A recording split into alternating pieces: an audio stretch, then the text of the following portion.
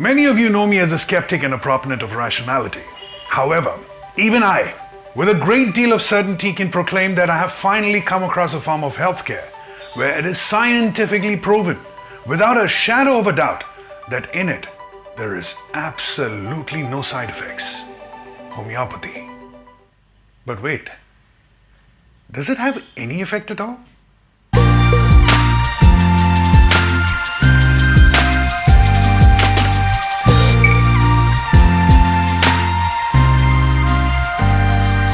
Hi, this is Aditya Menon and you are watching me on The Lateral Enquirer. In this episode, we will take a good look at one of the most profitable and certainly the most successful alternative healthcare systems out there.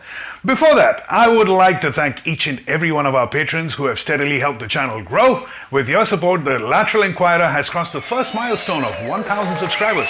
Please do me the honors if you haven't pressed on it already, and don't forget to hit on the bell icon as well. I know many of you who have subscribed are yet to hit on that bell icon and turn on those notifications.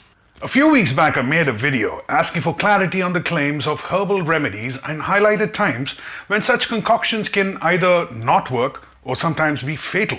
Subsequently, I was reached out by well-wishers trying to direct me to a form of medicine called homeopathy that they claimed is safer than traditional cures. In the fight against COVID-19, after an announcement made by India's Ministry for Non-Science-Based Healthcare, Ayush, recommending the homeopathic remedy Arsenicum album as a prophylactic, many states across India began free distribution of those white lactose pellets. A whole bunch of questions must stare at us when such solutions are offered. What is homeopathy? How does it work? What is it made of? Have they conducted any trials?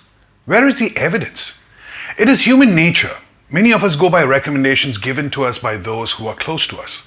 I have no doubts they're concerned about our well-being, but how well informed are they about their suggestions? Around this period is when a friend of mine directed my attention to a series of tweets by a gentleman called Dattaprasad, who had just lost his father to COVID-19. You can read the entire thread of his tweets by following the link given in the description box below. But I also requested him to read out a part of it to us. Listen to what he had to say. My dad died from COVID, and as I piece together the events leading up to it, the hardest part to come to terms with it is the role played by the widespread scientific illiteracy in his death, and continues to do so. It's not that he wasn't interested in preventive care, he was. He was taking the homeopathic remedy of Arsenicum album, which kept him under the impression that he was immune to COVID. What happened to him should not happen to others. We are living in a world of misinformation, and I am only here to do my bit of duty toward humanity in exploring what the truth may be. I have no intention of trying to change those who are heavily invested into any ideology.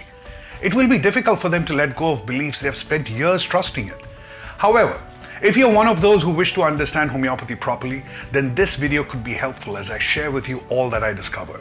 But please, don't take my word for it. Do your own independent cross-checking of what I convey in this video from credible evidence-based sources, so you can reach your own conclusion. The path I took to understand homeopathy starts at the very beginning, from the man who created homeopathy, Christian Friedrich Samuel Hahnemann. Hahnemann was born into a poor family but was a man proficient in as many as 10 languages, including his own mother tongue German. While he started off making a living being a translator and a language teacher, over time he put himself through medical schools prevalent in his region. Remember, the medicine he learned was the traditional medicine of the Europeans, equivalent to our Indian Ayurveda and Siddha, and not modern science-based medicine as we know it today. The system of healing he studied originated from humoral theory as was proposed by the ancient Greek physician Hippocrates. A quick side note on Hippocrates.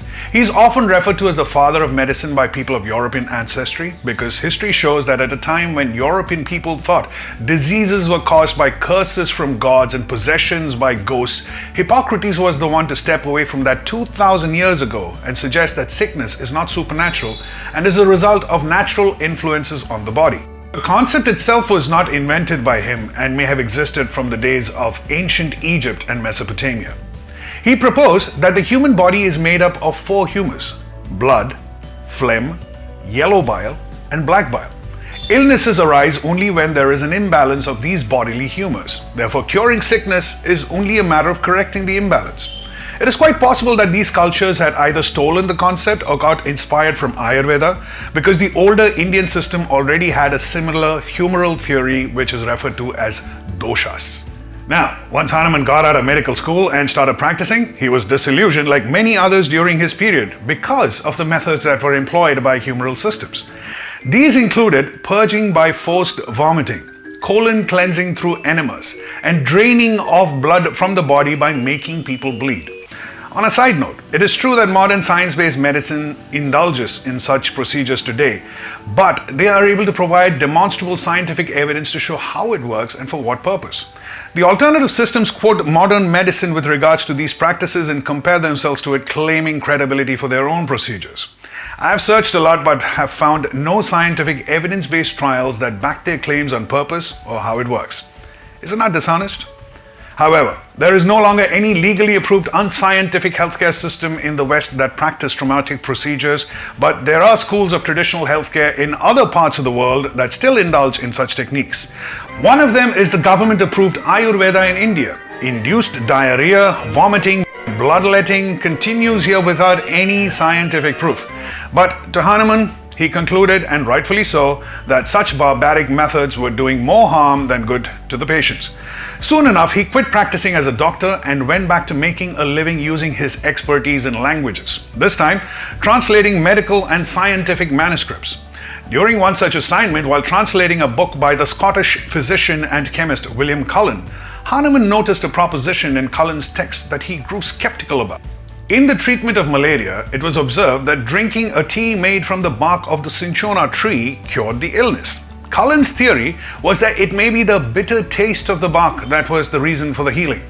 Hahnemann wanted to investigate this, so he claims to have ingested some cinchona bark even though he was not infected with malaria. He claimed he experienced fever, shivering, and joint pains that were symptoms similar to that of malaria itself. From this episode, he proclaimed, without providing any scientific or rational foundation, that effective drugs will produce symptoms of the disease that it can cure when given to a healthy individual. Thus was born the first cornerstone of his new system of healthcare, similia similibus curantur, meaning like cures like. And this unverified tenet led to the name homeopathy, a combination of the Greek words homeos, meaning similar, and pathos, meaning suffering. In due course, Hahnemann started experimenting with various substances on normal, healthy people that he referred to as provers, to see what symptoms they developed in a process he called proving. So he would take a random substance and give it to a prover. He then wrote down everything the prover reports to have experienced. Throughout this video, while quoting examples, we will keep coming back to the homeopathic remedy that was distributed in India to fight COVID-19, Arsenicum album. Now, to understand Hahnemann's proving better, for instance, while proving for Arsenicum album, among other effects reported by the prover was an effect of the substance on the rectum. Painful spasmodic protrusion of rectum, tenesmus, burning pain and pressure in rectum and anus. Since Hahnemann says like cures like, if you go to a homeopath with burning pain in your anus, feeling unable to defecate and with protrusion in your rectum, the practitioner is most likely to prescribe the same Arsenicum album as the remedy. Here is more of what Arsenicum album claims can do. Arsenicum is primarily used to relieve digestive cramps and diarrhea, accompanied by intense weakness, such as traveler's diarrhea or food poisoning. It's also used to relieve sleeplessness occurring after midnight and accompanied by depressing thoughts. This process of proving was a massive exercise spanning many years and led to the creation of a directory, the Homeopathic Materia Medica Pura. Now here is a side note. There are many people who slander science-based medicine, calling it unnatural and all chemical, while believing homeopathy is fully organic. The starting substance in homeopathy range from animal organs to venomous animal secretions, poisonous plants, and toxic chemicals. For example, the starting substance in Arsenicum album is arsenious acid. Arsenic-containing compounds are highly toxic and carcinogenic. Since many of the starting substances were toxic, Hahnemann could not continue his proving without endangering the life of the prover. So this led to the creation of the second cornerstone in homeopathy, Potentisation. For this, once again, without providing any evidence to back it up, Hahnemann claimed that the effect of a substance that is to become a drug increases when it's diluted. To achieve this, if the substance was a liquid or was soluble, it was diluted in either water or alcohol in a process called succussion. And if the substance was a solid, it was finely ground with milk, sugar, lactose in a process called trituration. The more dilute a substance is, the more powerful the effectiveness, he said. To get over the illogicality that less is more, he further announced the third cornerstone for his homeopathy. One more principle not backed by evidence called the activation of vital energy, in which he claimed that the water, alcohol, or lactose into which the substance is diluted will retain the vital energy or memory of the active substance. Let's try and understand how potentisation, the process of diluting a substance to increase its strength, is achieved. Hahnemann recommended the Centicimal Scale. He wanted the substance to be diluted 1 part in 100. So let's take the example of Arsenicum album. He would take 1 drop of the starting substance, which is the poisonous arsenious acid, and put it into 99 drops of distilled water in a container. Once added, he prescribed a ritual in how to mix it. He called this ritual succussion. This is how it's traditionally supposed to be done. You must hold the container firmly in your hand, take a thick book, and bang the container on the book 10 times so as to violently shake the mixture inside it. Hahnemann believed this will knock some sense into water and activate its vital energy, making it behave like the substance that was mixed into it. Over time, the practitioners deviated from Hahnemann's recommended style of succussion and developed their own methods to shake the liquid. If water becomes medicine when something is put into it and vigorously mixed, then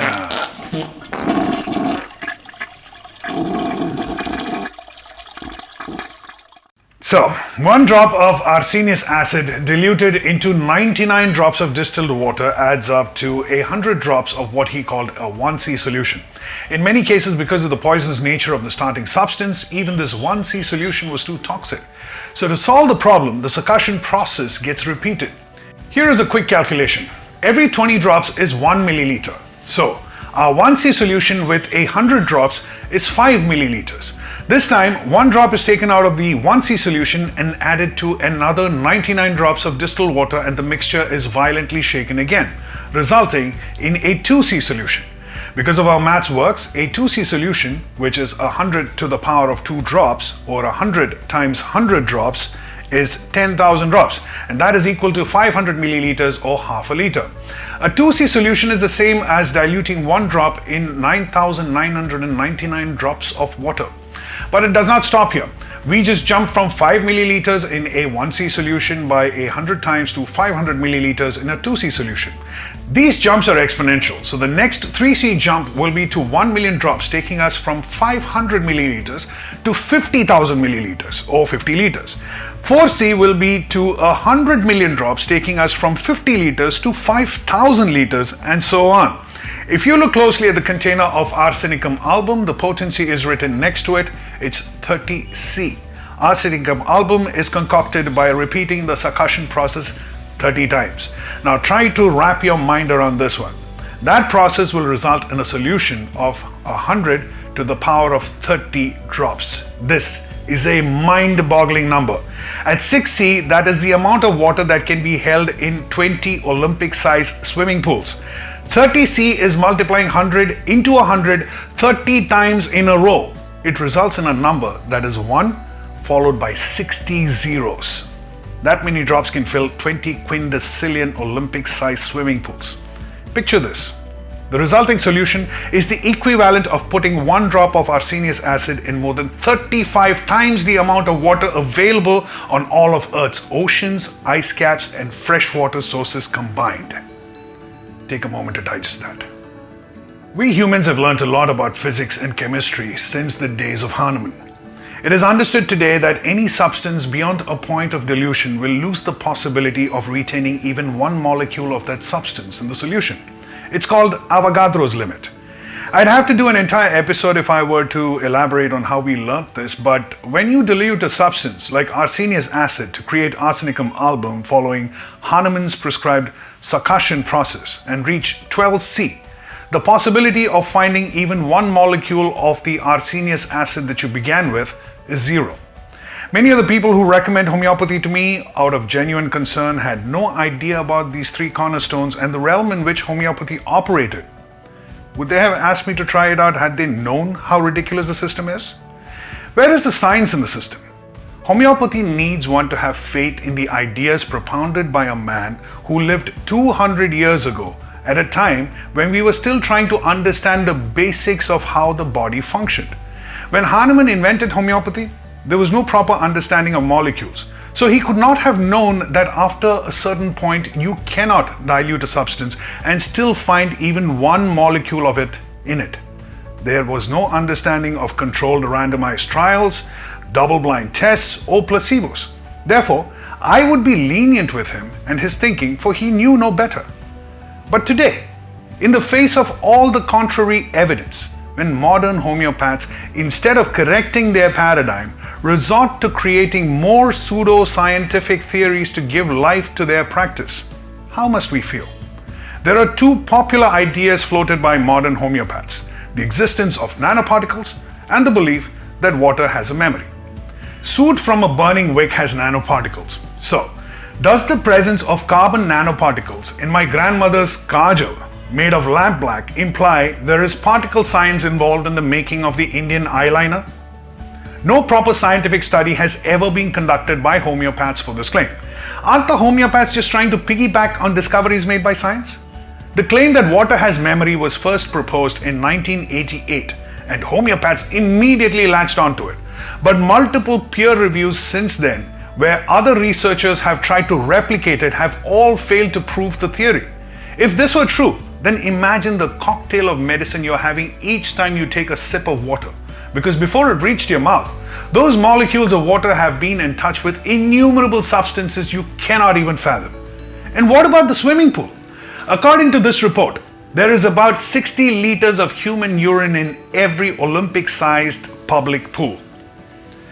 I often witness an illusionary truth phenomenon where I'm told that homeopathy does not fight the disease directly but helps the body fight the disease from within. This is in keeping with Hahnemann's concept of vital force. In his own lifetime, when many of his remedies failed to make people feel better, Hahnemann had to invent another concept called miasm. This, according to him, was some sort of bad energy that you either were exposed to or it was transmitted down the generations, like a curse. And these miasms would impact your vital force. In his Organon of Rational Therapeutics, also called the Bible of Homeopathy, Hahnemann says, it is the morbidly affected vital force alone that produces disease. So, in today's world, when we have demonstrated how infectious diseases are caused by microorganisms, why would you still find any merit in Hahnemann's unverifiable concepts where disturbance to one's vital force is the cause of disease? Hahnemann had no concept of germs causing illnesses. He did not even know about the existence of viruses. So when homeopaths come forward offering remedies to deal with a viral infection like COVID-19, what on earth are they even talking about? This sounds worse than a bicycle mechanic trying to repair your complex motorcycle. On a parallel space, there are prevalent opinions where people believe homeopathy as opposed to modern medicine is somehow more trustworthy, because homeopathy is immune to corruption and money-making by giant corporations like the mythical Big Pharma. This is quite untrue. The organized homeopathy market alone is worth billions of dollars worldwide. It is a big business in India too. Ask Dr. Batra's Homeopathy, who claimed to be the largest chain of homeopathic clinics in the world, with 200 centers in 123 cities across the country as on February 2020. Some of you may be thinking, but hey, wait, I know someone who became better just taking homeopathic remedies. There are 3 points to ponder over when we are presented with such an observation. Point 1. I'm sure most of you have heard the statement, to cure a common cold, it will take 1 week with medicines and 7 days without it. Technically, most people can successfully fight off many infectious diseases with their body's very own immune system. What science-based medicines often do is shorten the time of infection or help those who are immunocompromised. Where in this scenario do homeopathic remedies have any role to play? Point 2. In many cases, a person goes to the homeopath after obtaining a diagnosis and being prescribed science-based medicines for the condition by a real doctor. The homeopath often asks the person to continue with the modern medicines prescribed and ingest his remedies on the side. This becomes a case of the false cause fallacy, where one may be crediting the wrong reason for the cure. It's like saying, I swallowed a painkiller and took blessings from my Guruji and my headache disappeared. So, Guruji cured me of the headache. Point 3, and this is an actual observation made by science. I intend to make a detailed video on this someday in the future, but for now, here's a brief understanding. During World War II, a field doctor ran out of the painkiller morphine to give his wounded soldiers. In order to keep control of the situation, he pretended to give them morphine injections, when in fact, all he did was give them saline injections. Not all, but a significant 40% of them felt better with the fake injection. This phenomenon is today called the placebo effect. It appears that at times the body can spontaneously cure itself when the illusion of being cared for is given. Scientists claim this is the primary zone in which homeopathy operates. It is the illusion of medicine. The danger in this is that one cannot predict which 40% will respond to placebo, and then there is 60% who will not get cured. The most significant difference between alternative healthcare systems and science-based healthcare is that alternative systems have a canonized sacred foundational book that one must adhere to. Only alternative cure practitioners will tell you that their book, written hundreds or sometimes thousands of years ago, has a solution to cure any disease, even diseases that were unknown at the times of writing their sacred foundational books. Science-based medicine, on the other hand, is constantly evolving and constantly adapting to new discoveries and understanding. Nothing is sacrosanct and infallible. So, to conclude, homeopathy appears to be no more than a cult rooted in faith, based on untestable doctrines made by a German man over 200 years ago. This is true Western medicine. Yet interestingly, many Western countries that have traditionally supported homeopathy have started rethinking about it, while we in India still cling on to it. The UK, France, Switzerland, Spain, and Australia are all leading the way in abandoning it. Even Germany, the land Hahnemann belongs to, is headed towards deserting it. If anyone in India tried to discredit an unscientific system of Indian origin, that person will be branded an anti-national who should be ashamed of not being proud of his heritage. In fact, we here in India since 2014 have a whole ministry dedicated to spreading the unscientific homeopathy. As I've said before, I'm only sharing with you details that I have discovered and cross-verified, but please don't take my word for it. You're all intelligent folk. Do your own research. Cross-check every bit of information I have shared with you from sources that have no conflict of interest. At the end of it all, the choice is yours. Do you want to believe in something that is backed by confirmable evidence, or put your trust in something that is based on faith but no cross-verifiable evidence? As a parting note, I come back to what I said at the beginning. In homeopathy, there is absolutely no side effects. But then, there is absolutely no effects either. Thanks for watching this episode on Understanding Homeopathy. Please don't forget to like this video and share it with as many people as you can. Let's live up to the words of our Indian Constitution. It shall be the duty of every citizen of India to develop scientific temper, humanism, and the spirit of inquiry and reform. Jai Hind.